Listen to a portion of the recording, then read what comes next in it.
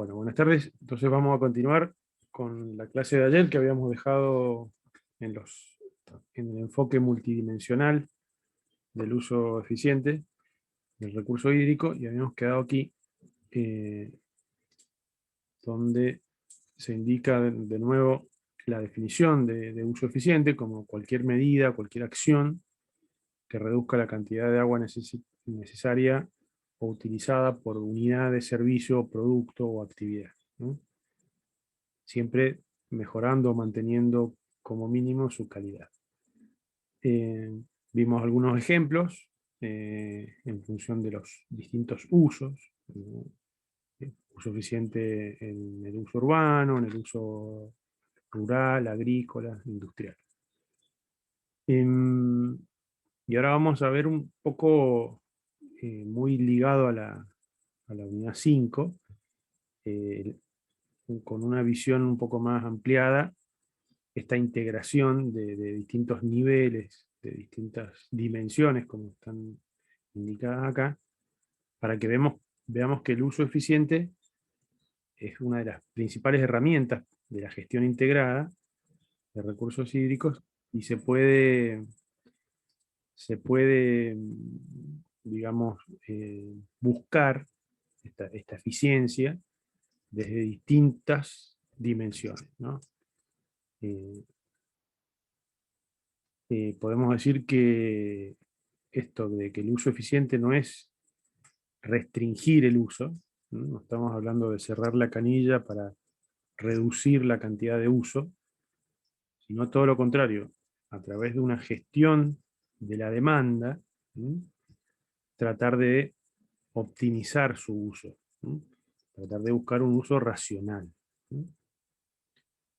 Y en líneas generales, como estamos hablando de la gestión de la demanda, el llegar a un uso eficiente implica un paradigma social, un cambio de comportamiento y actitud eh, frente a este recurso, digamos, entenderlo siguiendo estos principios de Dublín que vimos ayer, el cual el primero indica que es un recurso esencial, vital para el desarrollo del hombre y el ambiente, finito, vulnerable, ¿no? Entonces, interpretando eso, eh, se debería cambiar la forma de consumo. Y es una solución que demanda mucho menos inversión que, por ejemplo, tener que generar más ofertas para poder satisfacer las necesidades. ¿Se entiende? Entonces, es más eficiente también desde lo económico, y es un uso más racional el que se está persiguiendo, con un cambio de costumbres, un cambio de hábitos. Y, este uso eficiente debe tener siempre un sentido social y un sentido económico. Eh, yo le sumaría también el aspecto ambiental, que también lo vamos a ver como dimensión, eh, para poder estar dentro de este esquema de desarrollo sostenible que implica este equilibrio entre una igualdad social, digamos, un equilibrio ambiental y un desarrollo económico, ¿no?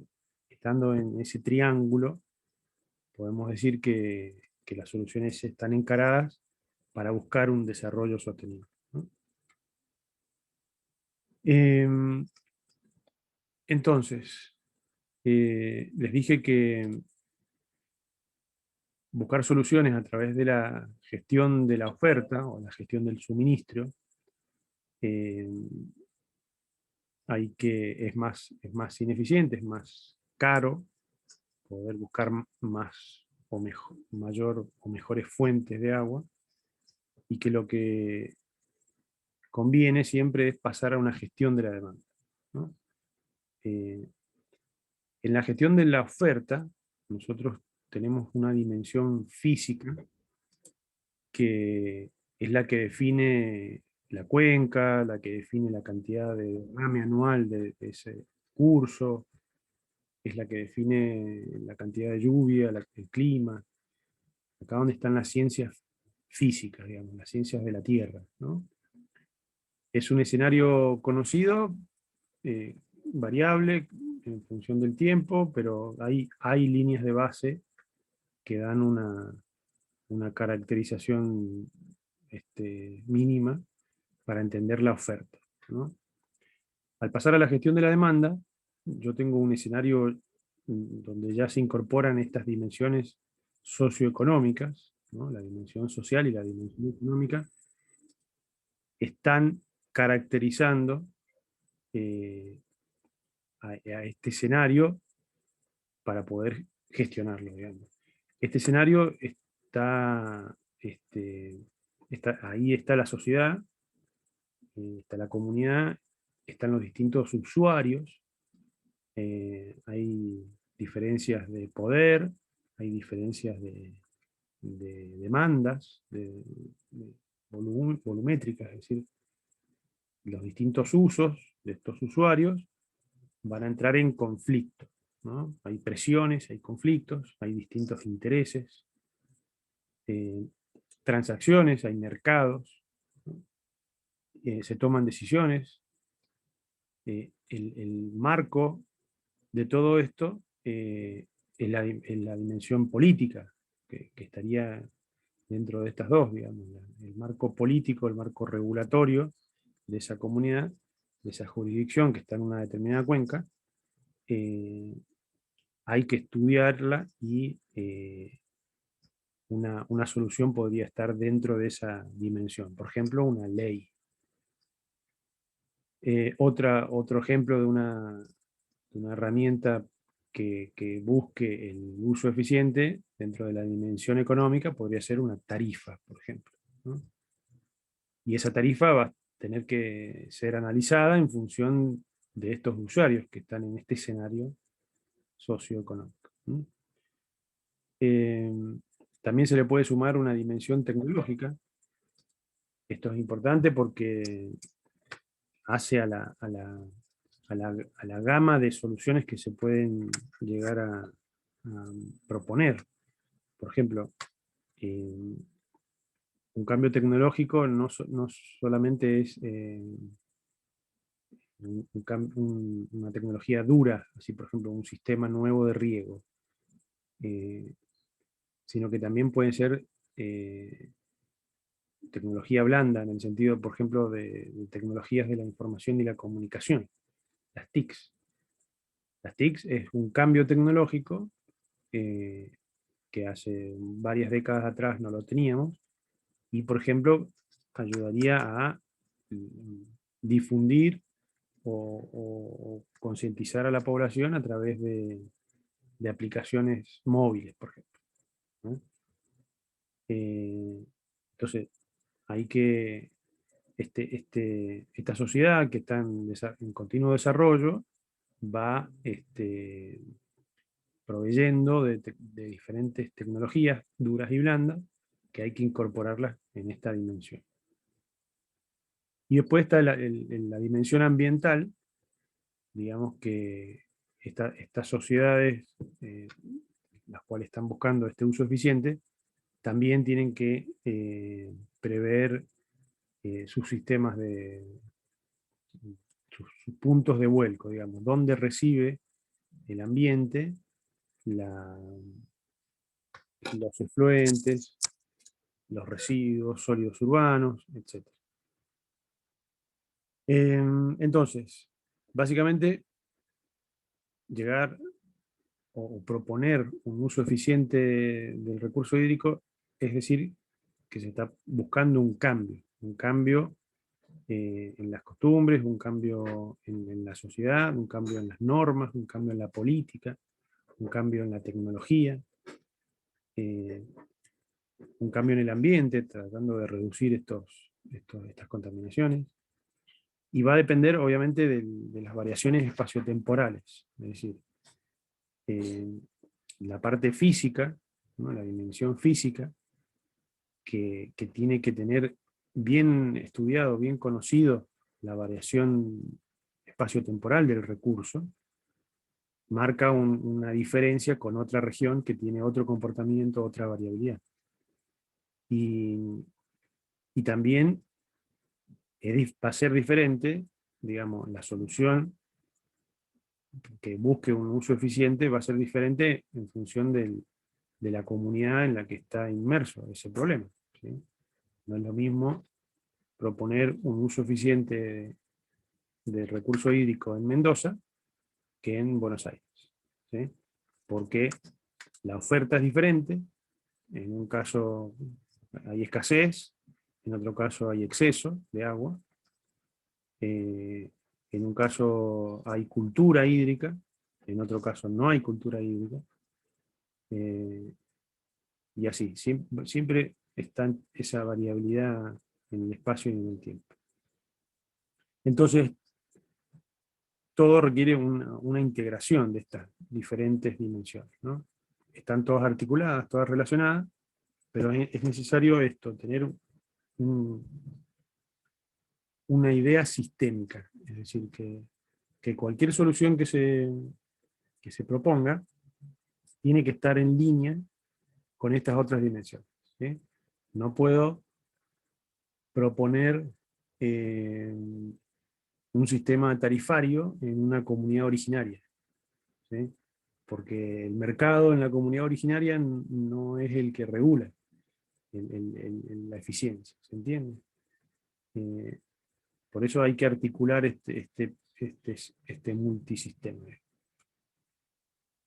Yéndonos con ejemplos en cada una de estas dimensiones, dentro de la dimensión física, eh, este es un esquema que podría representar cualquier proceso industrial, por ejemplo.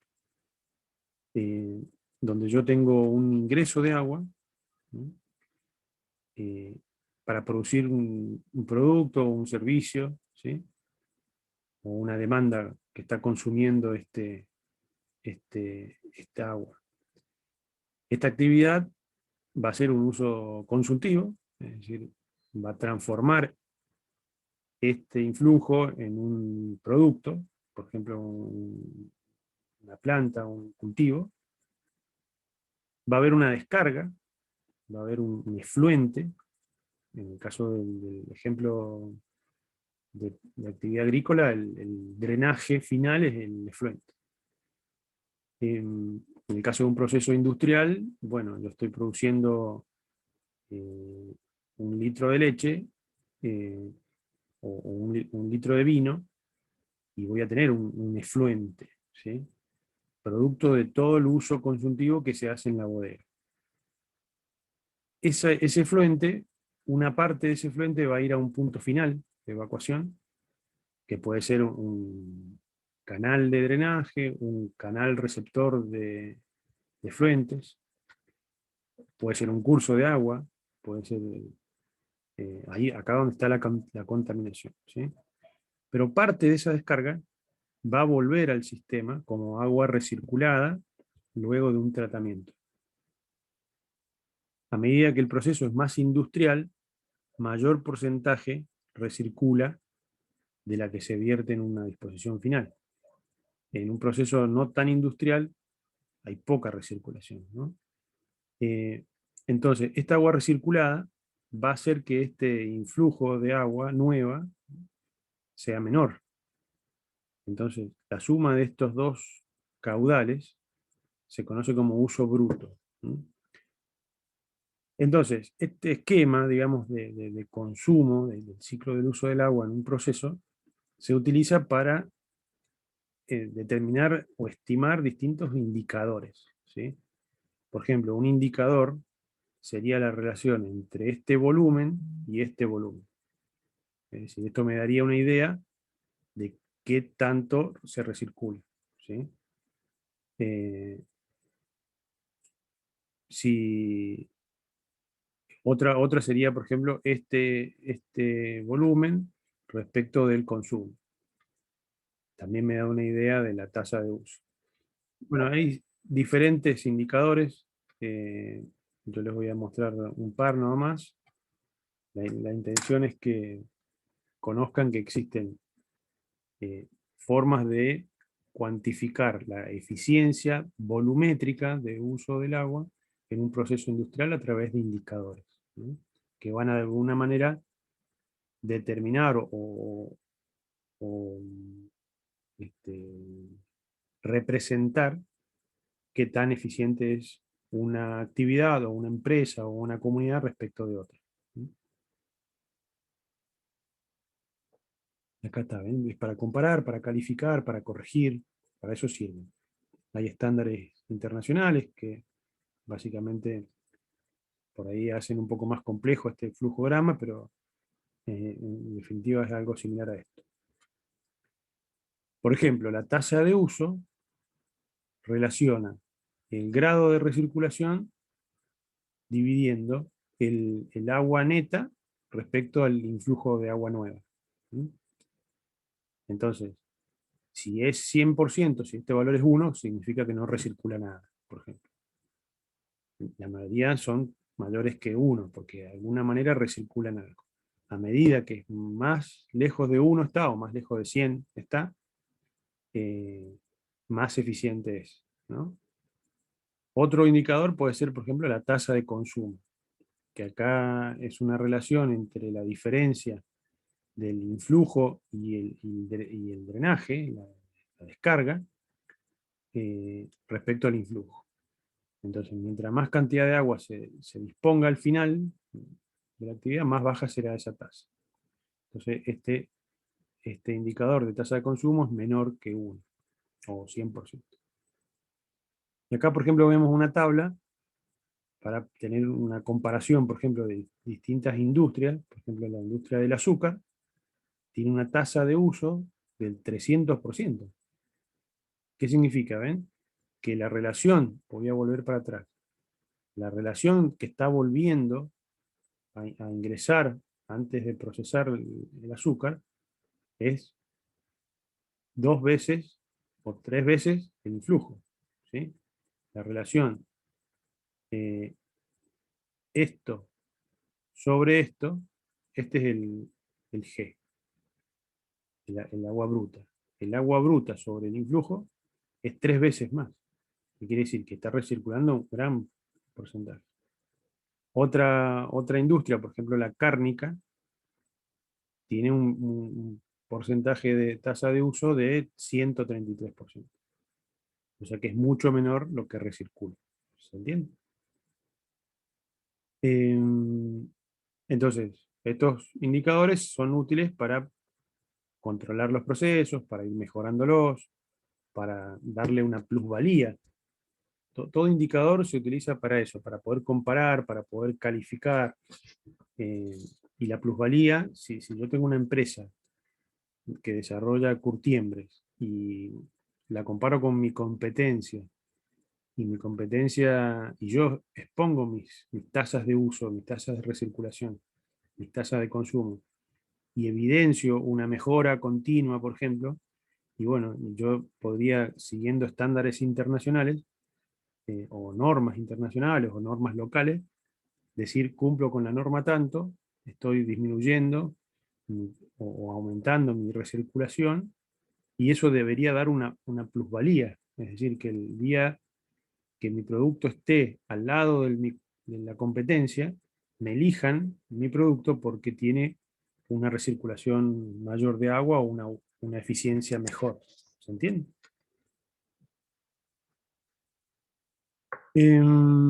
Entonces,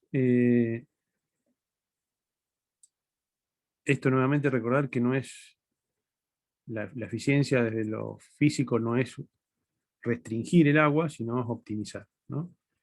Eh, Va a depender de otros factores, ¿no? De la oferta, del tipo de tecnología que se utilice, de cómo se mida, ¿no? Eso es importante. Si yo tengo una industria que no tiene un sistema tarifario volumétrico, y bueno, todo el influjo que está teniendo no lo están midiendo. Entonces, si no lo mido, no puedo ser eficiente. Entonces está dependiendo de otro factor, de otra dimensión, en este caso económica, porque no está tarifado el sistema. Entonces, si no, si no se tiene control sobre el consumo, no puedo ser eficiente. Entonces, todas estas dimensiones están articuladas, ¿sí?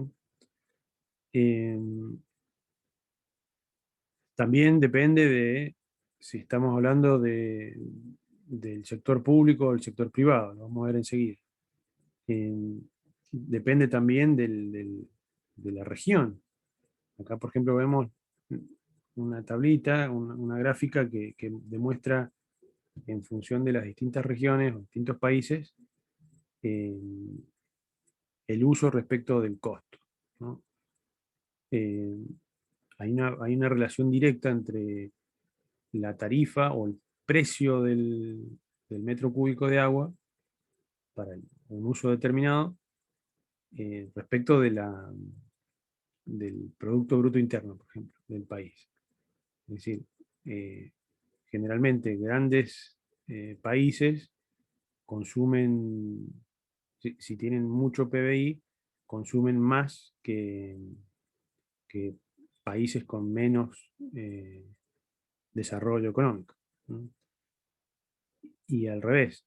eh, Acá, por ejemplo, está esta dicotomía. Por ejemplo, en Estados Unidos existe un gran uso del agua y el costo es bajo.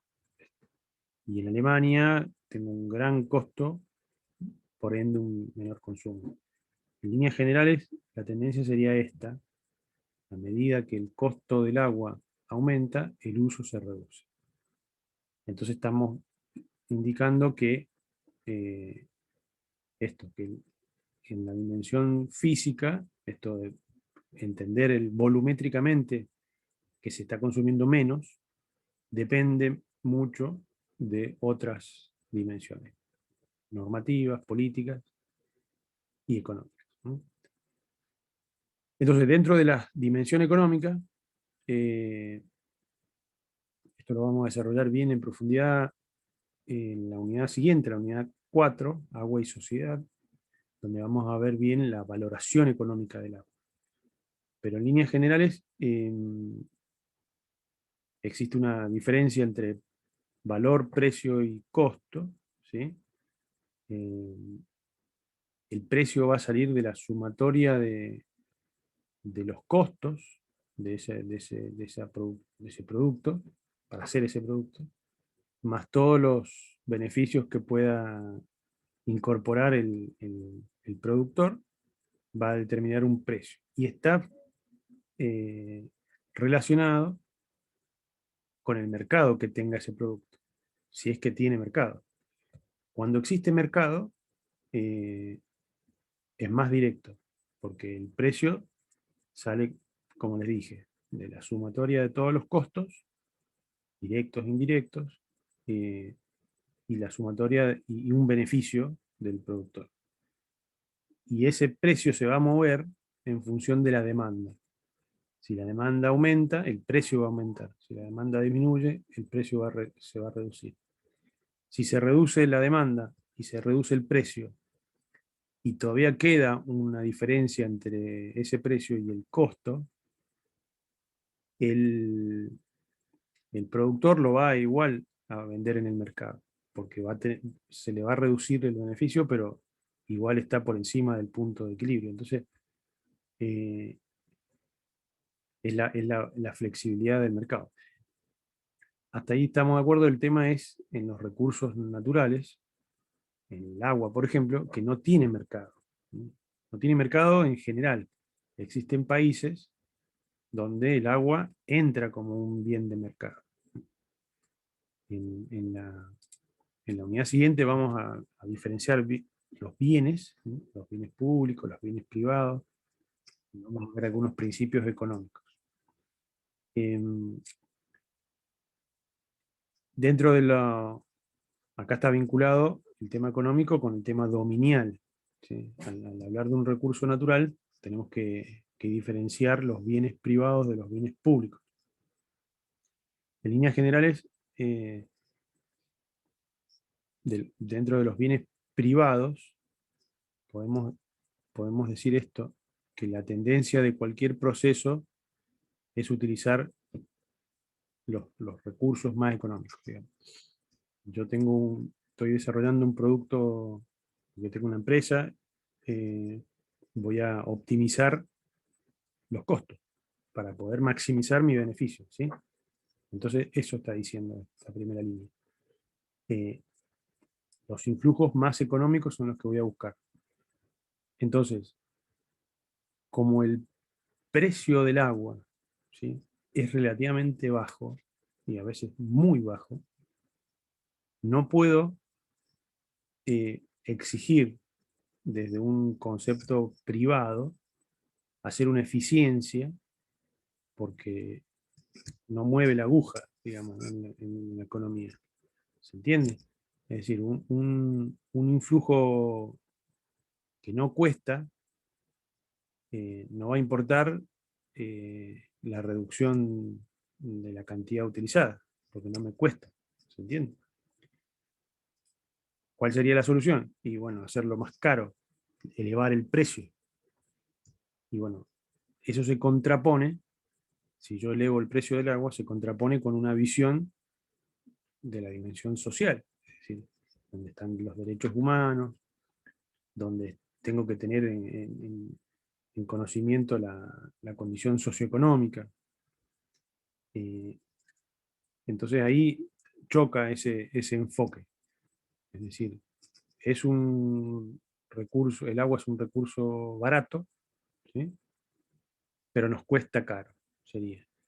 Eh, ¿Por qué? Porque si yo le pongo alto el precio para que se pueda hacer un uso eficiente más riguroso, es decir, que realmente sientan en la parte económica que disminuir, hacer un uso eficiente, les rinde y les modifica el beneficio, les aumenta el beneficio, sería la parte más fácil.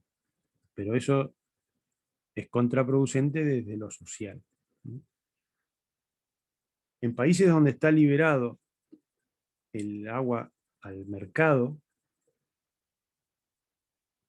porque la solución es esa, liberarla al mercado, que el mercado funciona en ciertas condiciones, digamos, es un modelo, ¿no?, en el cual la demanda y la oferta se conjugan para determinar ese precio, ¿no? En épocas de escasez, el precio se aumentaría porque la demanda aumentaría, y en épocas de exceso bajaría. Como si fueran los precios de las frutas o verduras de estación, ¿no? El mercado agrícola tiene esa variabilidad, ¿no? Si yo consumo frutas de estación, y bueno, las voy a encontrar a precios más accesibles, porque hay una mayor oferta y la demanda hace que el precio baje, ¿no? Y al revés, si yo quiero consumir una fruta que no es de la región y no es la época, y la voy a comprar, la voy a conseguir, pero me va a salir mucho más caro porque la tienen que traer, la tienen que importar, se suman costos de transporte, etcétera, de refrigeración, de mantenimiento. ¿Se entiende? Entonces, el recurso hídrico podría entrar en una condición de mercado. Hay ejemplos, y hay ejemplos buenos, digamos, que funciona la gestión liberándola al mercado. Nosotros por constitución y por nuestras normas y políticas no podríamos dejar el recurso hídrico libre al libre mercado.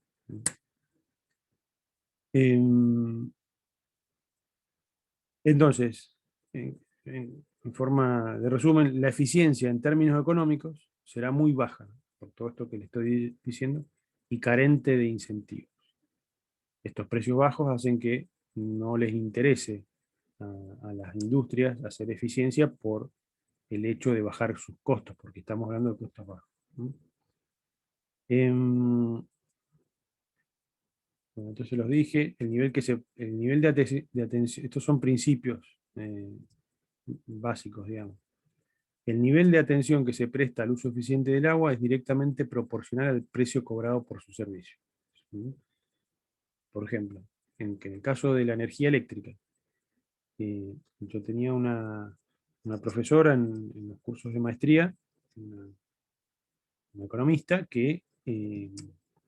Valeria Mendoza, que decía en sus clases que ella a sus hijos les decía, apaguen salud porque son 200 pesos, digamos. Son 200 watts que están consumiendo.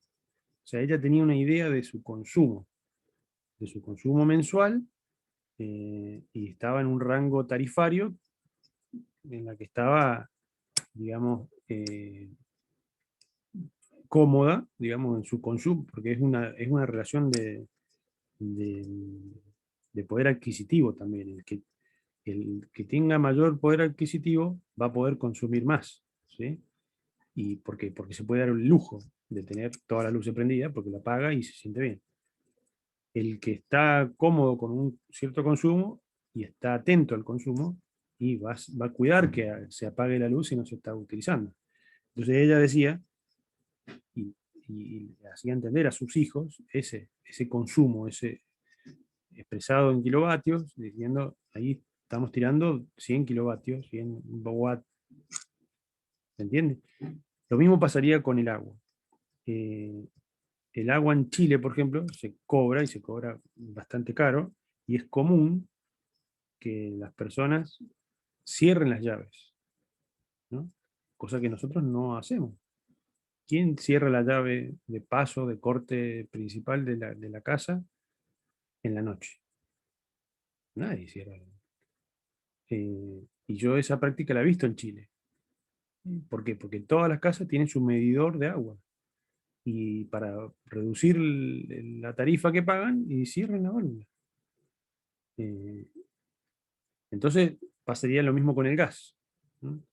Mientras mayor consumo tenga, más voy a pagar, y va a llegar un momento que me va a doler el bolsillo, entonces voy a empezar a reducir el consumo. Entonces eso es lo que dice el primer principio. El segundo principio dice, el alza en los precios conduce a un incremento en la atención que se presta al uso del agua, y con el tiempo al uso más eficiente. Lo mismo. Acá hay un límite, es decir, yo podría decir, la solución pasa por cobrar más, pero un cambio en la tarifa lleva a un descontento social importante y puede llegar a disrumpir la buena gobernanza que pudiera o no existir, o gobernabilidad. Entonces, eh, el alza en los precios sí me va a hacer prestar mayor atención al consumo, pero tiene un tope, tiene un límite, el cual hay que estudiar y analizar. Y el final, el tercer principio dice, cuando los precios del agua reflejan los costos sociales del desarrollo de suministros, se crean incentivos para usar el recurso de manera eficiente, reflejando su valor en la producción. Un poco más complejo, pero básicamente está diciendo, está hablando de los costos sociales, lo vamos también a detallar en la unidad 4. Yo algo les expliqué, por ejemplo, en una enfermedad, en un brote de cólera, por ejemplo, el costo social va más allá del daño directo que pudiera verse afectada la comunidad, en gastos de remedios, en gastos de medicina, atención médica, etc. Hay gastos indirectos, eh, que muchas veces son mayores que los directos. Por ejemplo, en temas laborales, en reemplazos de personas que no, faltan al trabajo, y el empleador tiene que gastar más en un reemplazo, o en transporte. Bueno, hay una serie de gastos indirectos que serían evitados si, por ejemplo, el agua tuviera una calidad adecuada. Entonces, el agua domiciliaria no está potabilizada, se contaminó y hubo un brote de cólera. Genera costo social. eh, entonces, la inversión para mejorar las condiciones de calidad del agua para evitar esos costos sociales, quizás es mucho menor que el costo social, ¿no? Que todos esos daños. Entonces, cuando los precios del agua incorporan estos costos sociales y la sociedad y la comunidad los entiende como que están siendo incluidos, no se crean estos incentivos para mejorar la eficiencia. Es decir, cuando pasa, por ejemplo, esto en comunidades que participan, digamos, que toman decisiones también. Es decir, si todos tomamos conciencia de la escasez del recurso, de la vulnerabilidad de su contaminación, y bueno, aceptamos un sistema tarifario, un aumento de tarifa, en pos de que haga eso una reducción de la demanda. ¿Sí? Ese sería el ideal. Después está la dimensión social, que también ya las he ido adelantando, están todas articuladas. Eh, Les dije de las distintas realidades sociales y políticas de las regiones que van a hacer una diferencia eh, respecto de las soluciones para buscar esta eficiencia. ¿No? No es lo mismo una norma en una zona árida que una norma, que la misma norma en una zona húmeda. ¿No? Y la diferencia de los factores económicos eh, que tienen una relación inmediata en la eficiencia, en el consumo. Es decir, yo aumento la tarifa y voy a prestar atención enseguida, antes de la próxima boleta, voy a restringir mi consumo. Es, es un resultado inmediato. La mayoría de los instrumentos económicos tienen un efecto directo, inmediato. En cambio, los factores sociales son a largo plazo. ¿Sí? ¿Por qué? Porque la idea de esta dimensión es influir, cambiar las condiciones de comportamiento social, los hábitos, las costumbres, eh, la política, la educación. Entonces, hay una gran diferencia en eso, en el efecto, cómo llega esa solución a llevarse a cabo y a mostrar resultados, que son a largo plazo. ¿Y qué factores sociales podemos incluir? Por ejemplo, les dije los efectos, cambios en los gustos y las preferencias sociales. ¿No? Eh, Esto es difícil de cambiar, eh, como gustos, colores, digamos, cada uno tiene su preferencia, pero hay diferencias, por ejemplo, en la percepción personal del agua de un lugar que tiene glaciares y recursos y naturaleza a la vista, que una población muy metropolizada. ¿No? Hay una, hay una diferencia, digamos. La región en la que estamos inmersos nos va a dar un perfil del gusto, ¿sí? Y la preferencia de consumo. La parte dominial, la parte de los derechos de propiedad, también influye mucho. Lo vamos a desarrollar bien en la unidad 4, Agua y Sociedad, donde vamos a definir los bienes privados, los bienes públicos, vamos a hablar de derechos, de recursos comunes, y vamos a ver que el agua, el recurso hídrico, están todos.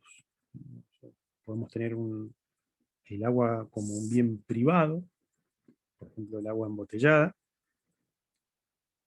es un bien privado, es decir, yo la tengo que comprar y al comprarla estoy entrando en un mercado en el cual existe rivalidad y exclusión, ¿no? Y hay competencia. Si, si yo comprase todas las botellas de agua mineral de Mendoza, y bueno, generaría un impacto enorme, ¿no? Porque esto quedaría toda una oferta y podría monopolizar el sistema y disrumpir ese mercado, digamos. Y el agua también es un bien público. El agua que va en el río Mendoza es de todos. Nadie podría eh, llevarse o pretender un derecho privado sobre ese recurso. Hay un gris en las aguas de una vertiente, por ejemplo, que nace en mi terreno y muere en mi terreno, por ejemplo. Eh, pero sería público si el curso de agua siguiera un vecino aguas abajo. El agua subterránea es un recurso común. Bueno, hay una serie de diferencias en cada uno de esos estadios con respecto a los derechos de propiedad, pero ese derecho en específico hace a la demanda. Es decir, es un factor social que condiciona cómo se consume.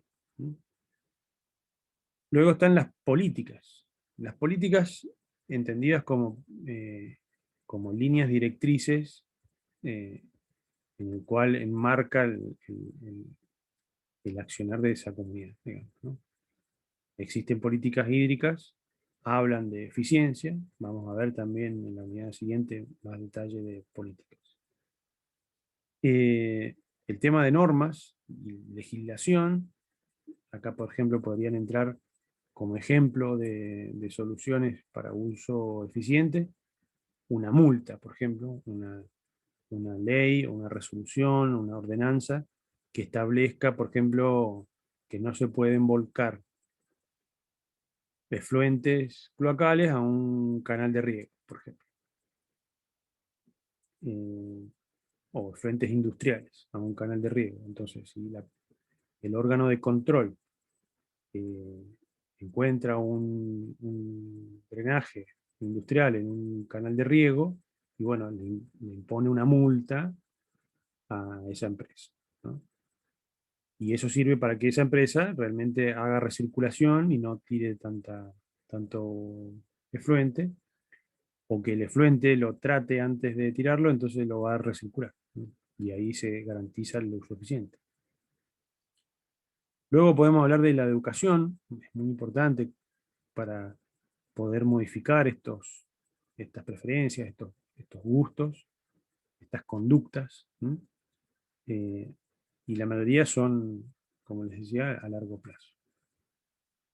En temas de gusto y preferencias, hay un concepto de cultura hídrica eh, que condiciona estas pautas de consumo eh, y tiene que ver con cuánta agua usamos para nuestras actividades o qué actividades realizamos con el agua. Por ejemplo, en esto de lavar el auto con manguera, de lavar la vereda, que se hacía antes. Pero antes se lavaba la vereda con el agua de riego. O sea, antes habían tachitos, no sé si ustedes alguna vez lo vieron, pero había unos tachitos metálicos con un palo de escoba que se hacía este, para recolectar agua de las acequias y regar las calles que en ese momento eran de tierra. El Entonces, famoso mate, profe. ¿cómo? Famoso, claro. Mate se le llama, se le Exacto, dice. exactamente, Ajá. exactamente. Jeje. Entonces, esa práctica era una práctica local, es decir, no se veía en otras provincias eso, porque el sistema de riego que tenemos tiene cierta particularidad. Pero hoy en día, si regamos una vereda o una calle, por el hecho de estar con la manguera, y yo lo he visto eso, no tiene sentido, son culturas que quedan arraigadas y se siguen manteniendo por una falta de concientización, digamos. Em, Después está, por ejemplo, el tema del paisaje o de una imagen social. Eh, Acá abajo está un ejemplo, el síndrome del césped inglés o el césped verde. Es una tendencia mundial de que concebir un jardín con un pasto bien verde, bien frondoso, con arbustos, es condición de, digamos, de primer mundo, ¿sí?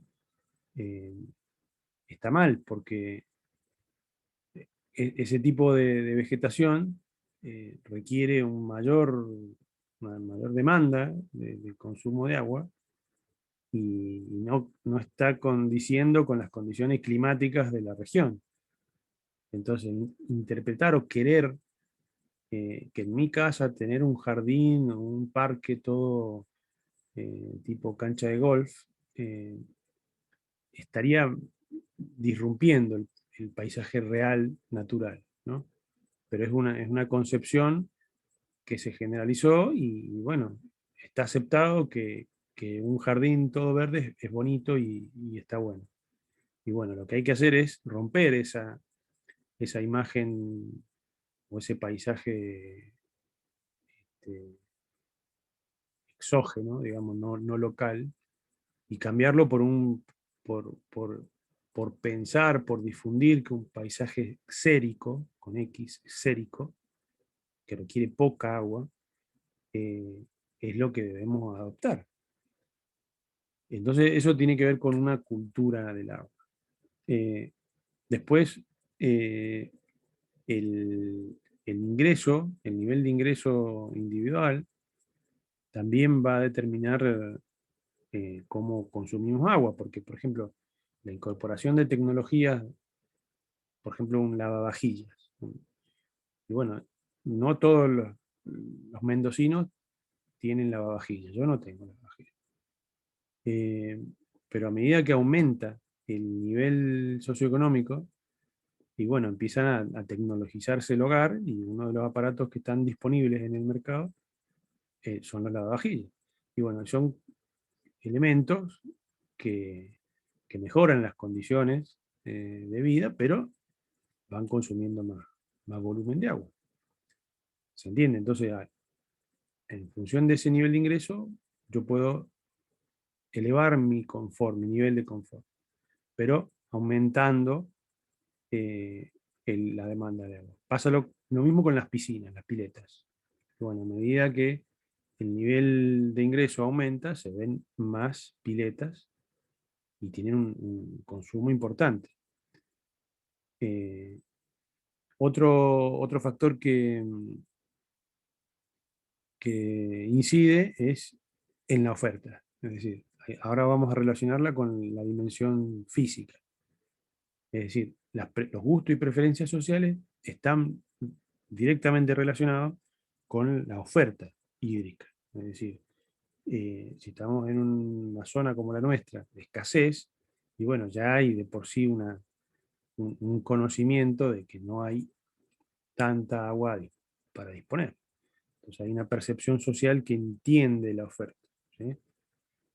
Hay una actitud de poca necesidad de conservar el agua en el caso contrario, por ejemplo. Yo les di el ejemplo de Mendoza, pero por ejemplo imaginémonos Buenos Aires o Santa Fe. En Santa Fe son gente de río, que tienen la connotación del paisaje con agua, es decir, con mucha agua, con ríos de caudales de 10.000 metros cúbicos por segundo. Entonces, estas ciudades ribereñas eh, que viven con la inundación, es decir, tienen el problema al revés, el exceso genera problemas de inundación, entonces no interpretan, en la percepción social no está incorporado el concepto de uso eficiente, ¿eh? Porque agua sobra, entonces no tienen esa relación con la, con una región con una oferta menor, ¿no? Eh, Bien, sigamos. La educación es otro factor que influye en esta dimensión social. La educación es importantísima porque va a marcar a largo plazo estos cambios, digamos, ¿no?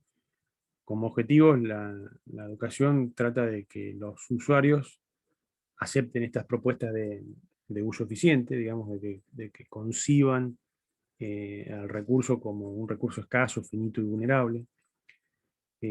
Otro objetivo es formar conciencia sobre las situaciones futuras, es decir, educar a nuestros hijos para que sepan interpretar posibles escenarios peores, digamos, ¿no? Al actual, ¿no? Es fundamental para cambiar estas actitudes, bueno, las costumbres y percepciones, ya lo dijimos, también esto de que es clave para la estructuración de gustos y preferencias. ¿Y qué implica? Y bueno, va a implicar distintas actividades, por ejemplo, mayor incorporación de estos contenidos en las currículas, en los distintos niveles, eh, desde el básico hasta el grado y el posgrado.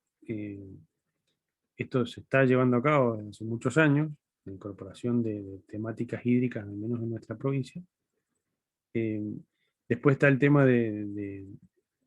como actividades del desarrollo de folleterías, banners, flyers que informen a la sociedad, difundir resultados, estudios en línea con estos temas. Eh, Todo lo que es difusión y comunicación hace a que, digamos, se concientice a la población, ¿no? ¿Cuáles son los instrumentos? Distintos medios, audiovisuales, gráficos. Y la idea es buscar esto, articular, o sea, a través de la educación, ¿sí? Se puede llegar también a cumplir otro objetivo que es la gobernanza o la gobernabilidad, ¿no? ¿Cómo deberían ser estas campañas de información? Y bueno, deben expresar un mensaje claro. Nosotros, como ingenieros, ustedes como futuros ingenieros, carecemos de, de estos principios para poder comunicar bien. Me ha tocado preparar información o incluso diseñar información infográfica para poder, eh, a través de un lenguaje más accesible, llegar a la comunidad. Y es difícil, digamos. Me he encontrado con necesidad de herramientas para poder articular con los comunicadores sociales, que son los que deberían eh, tomar estas soluciones, digamos, llevar a cabo estas soluciones. Y hay que acompañar, digamos, hay que acompañar mucho a los comunicadores sociales porque eh, también suelen mandarse solos, digamos, y cometer errores y por ahí horrores en la información que disponen, ¿no? Entonces hay que trabajar en forma muy articulada con diseñadores gráficos, con productores audiovisuales, con comunicadores sociales, para poder llegar a un producto, ¿no? que sea con un mensaje simple, sintético, en función de distintos medios, ¿no? Material escrito, gráfico, audiovisual, en distintos, para distintos ambientes, ¿no? Redes sociales, televisión, radio, etcétera. Me ha tocado salir en la televisión, me ha tocado salir en la radio, y son ambientes por ahí un poco, eh, digamos, difíciles para nosotros, porque tenemos que cambiar el lenguaje para poder llegar bien, para poder comunicar bien, y eso se da una vez que uno interactúa con estas otras disciplinas, ¿no? Eh, Estas campañas de información o este paquete de información para concientización va a depender del target, ¿no? De a quién está dirigido, el rango etario del consumidor final, va a determinar el tipo de color, el tipo de fuente, el tipo de forma. El género también influye, el usuario final, el sector, ¿no? al cual está dirigido, y el ingreso también de la población final.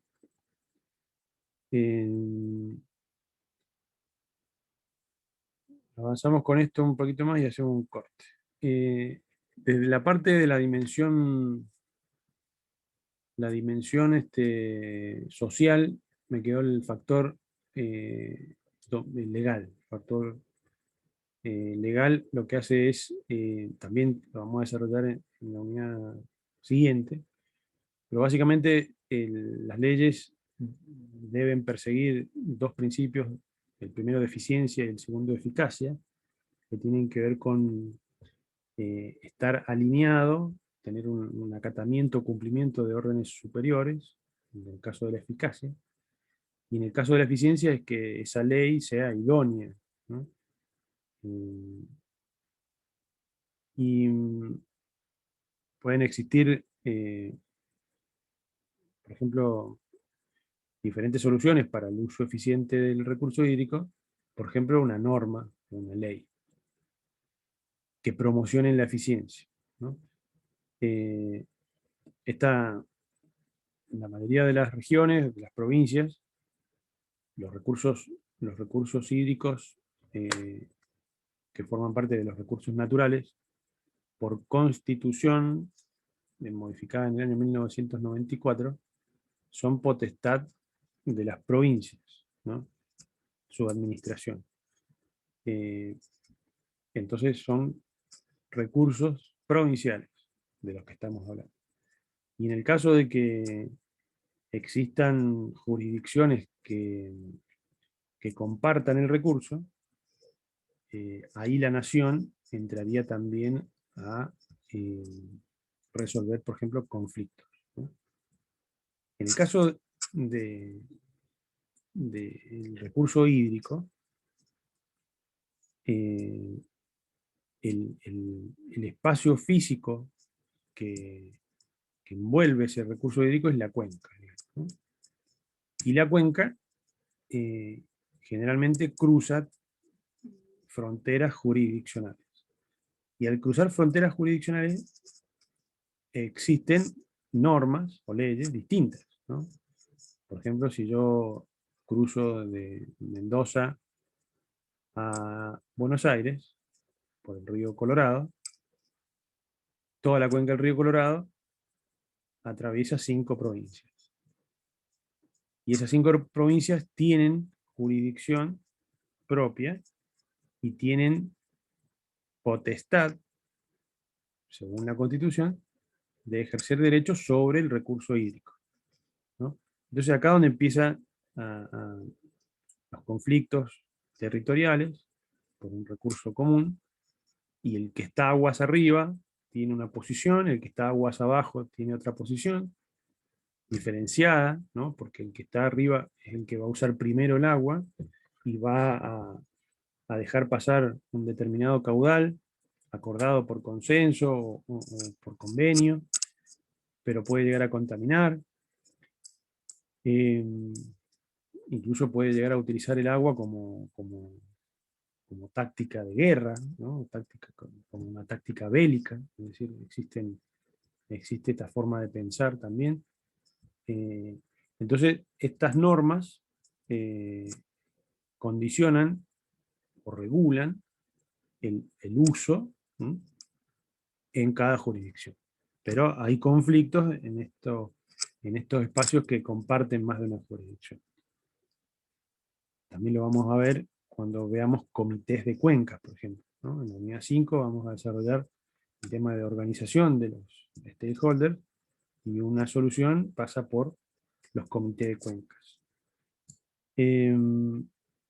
Entonces, en nuestro caso, en Mendoza, por ejemplo, existen normas de regulación del uso del agua para distintos usos, previos a la Constitución provincial. Existe la ley de aguas, que no tiene número, por justamente eso, es previa a la Constitución. La ley de aguas es del año 1884 y establece formas de utilizar el recurso, ¿no? Y dentro de esas normas se puede propender a la eficiencia, ¿no? Y en el tema de, creo que este es el último, el tema de los factores dominiales, acá entran los derechos de propiedad y las políticas del gobierno. Podemos empezar a diferenciar bien los dos límites. Un sector público, donde básicamente la concepción es social, y un sector privado donde el enfoque es netamente económico. Eh, por ejemplo, en el caso del sector privado, el acceso pertenece exclusivamente al que posee el dominio, al que posee el derecho, ¿no? Al dueño. Es divisible y es transferible, o sea, yo lo puedo vender, lo puedo comprar. Existe como lo que se denominan mercados de agua. A diferencia del sector público, donde el recurso es gratuito o de muy bajo precio, ¿no? Accesible. Eh, Acá el acceso a este bien está solamente para el dueño. En el caso del sector público está abierto a todos los ciudadanos. Eh, Acá en la parte privada existen con mayor facilidad incentivos para manejar ese recurso, ese bien, de manera más eficiente, porque acá está el cuarto principio de Dublín manifestado puro: el agua como un bien económico. ¿Mm? En cambio, en el sector social existen menos incentivos para manejar el recurso en forma eficiente, porque las soluciones son más a largo plazo, digamos. La educación, la política, las normas. Em, entonces, bueno, ahí están resumiendo estas diferencias. Les hablé del costo social, el ejemplo de la enfermedad también está explicado. Esto quizá lo vamos a desarrollar un poquito más adelante.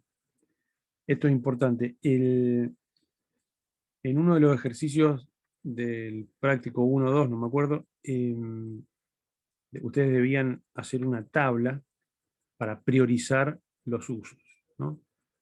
¿De dónde vienen cada, cada, cada priorización, digamos? Vienen de las normas locales, digamos, ¿no? Cada provincia, cada país va a tener una norma que establezca el orden de prioridad para satisfacer demandas. En líneas generales, todos, no creo que exista alguna salvedad, todos tienen como prioritario satisfacer las necesidades humanas, digamos, dotar de agua para consumo doméstico es la prioridad número uno. ¿Mm? Después de la número uno, el orden de las prioridades va a depender de cada región, de cada localidad, de cada jurisdicción. Porque una jurisdicción o un país o una provincia que tenga un desarrollo minero, vamos a comparar Mendoza y San Juan. Mendoza tiene una política minera activa, ¿no? La sociedad está de acuerdo, en su mayoría. La política viene de varias gestiones con esa línea. Y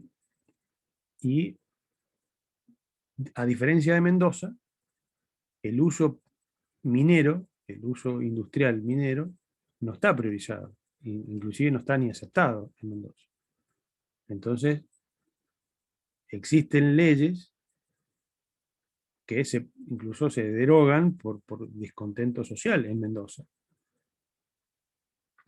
por no permitir priorizar o aceptar ni siquiera el uso minero. En cambio, en San Juan sí, quizás esté en segundo nivel eh, esa demanda, ¿no? Ese uso industrial minero, quizás está debajo de la satisfacción domiciliaria.